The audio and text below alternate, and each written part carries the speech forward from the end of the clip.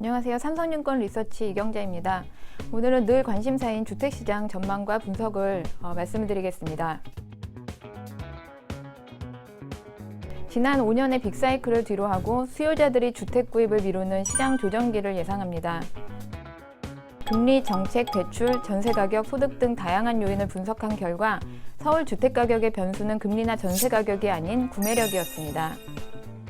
2013년도부터 구입 가능 주택 가격은 지출 가능한 주거 비용을 크게 상회하기 시작했는데 대출을 활용해 구매력이 확충된 결과입니다. 저희가 구체적으로 서울 주택 가격의 조정을 예상하는 이유는 두 가지입니다. 이제 주택 매매 가격은 구입 가능 주택 가격을 상회하기 시작했는데 첫 번째로는 규제로 대출이 차단이 됐고요. 그리고 두 번째로 2020년 GDP 성장률 전망치는 0.2%로 추정을 하는데 소득이 정체될 가능성이 높아 구매력이 낮아지고 있습니다. 주택가격에 대한 기대치가 낮아지면 수요자들이 임대차 시장에 눈을 돌리게 됩니다.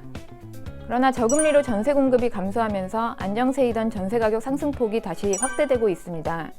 그리고 전세가격은 중위소득을 상회한 지 오래됐습니다.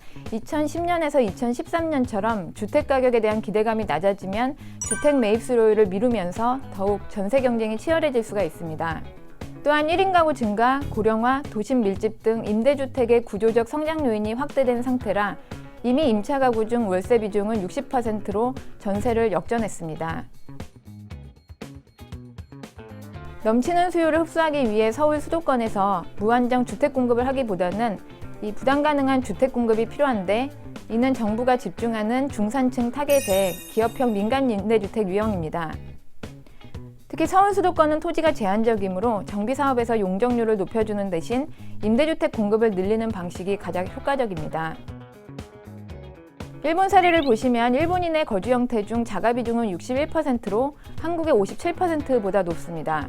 즉 일본인의 주택 소유 욕구는 결코 낮지 않음에도 민간 기업형 위주로 임대주택 시장은 체계적인 발전을 거듭했습니다. 일본 전역의 집가는 하락했지만 도쿄 등 주요 도시의 집가는 계속 상승했고 도심권 임차 수요에 대응한 임대주택 시장이 발달했습니다. 건설사인 다이토 켄타쿠나 그리고 디벨로퍼인 미쓰이 부동산은 서브리스나 리츠 방식으로 임대주택 산업을 확장을 했습니다. 유유부동산을 개발하거나 매각하면 세금이 두려운 노령층 지주들을 설득해 임대주택으로 전환 개발하고 세제 혜택을 받게 했습니다. 그 결과 일본 주택 공급량 중에서 민간 임대주택 비중은 40%로 연 40만 세대에 이르며 연 5만 세대로 12% 비중에 불과한 한국과 대비가 됩니다. 최근 정부는 규제 일변도에서 재개발의 용적률을 높여주고 늘어난 용적률만큼 임대주택 공급으로 유도하는 그런 변화된 스탠스를 보이고 있습니다. 이에 따라서 올해 최초의 임대주택 리츠 상장이 예상이 되고요. 대우건설은 임대주택을 늘리는 동시에 일반인도 재건축에 투자할 수 있는 재건축 리츠 구조를 제안하는 것처럼 시장 성장의 조짐이 있습니다. 관련 종목은 유유부동산의 활용을 고민하는 지주에게 임대주택 건설의 솔루션을 제공함으로써 일본의 다이토 켄타쿠식 모델로 성장할 수 있는 자이S&D가 있습니다. 참고로 다이토 켄타쿠는 이 방식으로 지속적인 매출 성장을 기록한 임대주택 전문 건설사이자 운영기업입니다. 그리고 임대주택 사업의 주체가 될 리츠의 성장에도 향후 관심이 필요합니다. 네, 여기까지 주택시장 전망과 관련된 밸류체인에 대해서 살펴봤습니다. 자세한 내용은 5월 8일 발간된 자료를 참조하시기 바랍니다. 감사합니다.